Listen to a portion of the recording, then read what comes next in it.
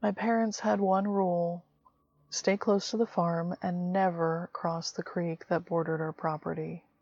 I'd always assumed their warning was about safety.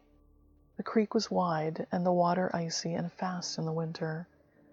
But I was young and curious, and on more than one occasion I crossed the creek, never going too far, but enough to explore the forbidden side.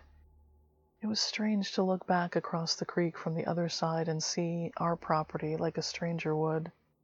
It was one cold winter day when I found the old pillowcase. Snow blanketed the forest that day, muffling sounds and making everything seem still. Finn and I had crossed the creek and were following its edge on the far bank when I saw it, an oddly shaped yellow pillowcase half buried in the snow. I didn't even know what it was when I first saw it, but the stark contrast of the yellow fabric and the snow stood out unnaturally. I didn't think twice about hopping off in to investigate. The sack was wrinkled at the top, like it had been tied at one point, but now the contents peeked out. A gray plush rabbit toy, its fur matted and stained, was half sticking out from the opening. It looked old and sad, like it had been loved but then lost. Something about the rabbit made me want to see more, so I pulled at the top of the dirty fabric and peered inside.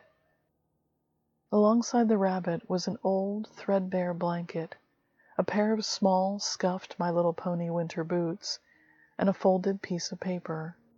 I reached for the paper first. It was a drawing. A child's sketch of a little girl sitting in a room with a small, glowing lamp. The girl in the picture wasn't smiling. Her expression was very sad. What caught my attention most, though, was the rabbit.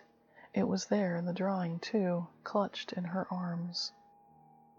In the bottom right corner of the picture, a name was written in a child's handwriting: McKenna. I tucked the rabbit and the drawing into my coat and rode back home as fast as Finn could carry me. By the time I got back, my mom had just come home from school.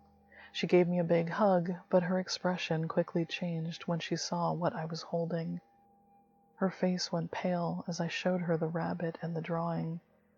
She didn't say much at first, just stared at the name on the corner of the picture. Then, in a voice barely above a whisper, she asked, "Where did you find this?"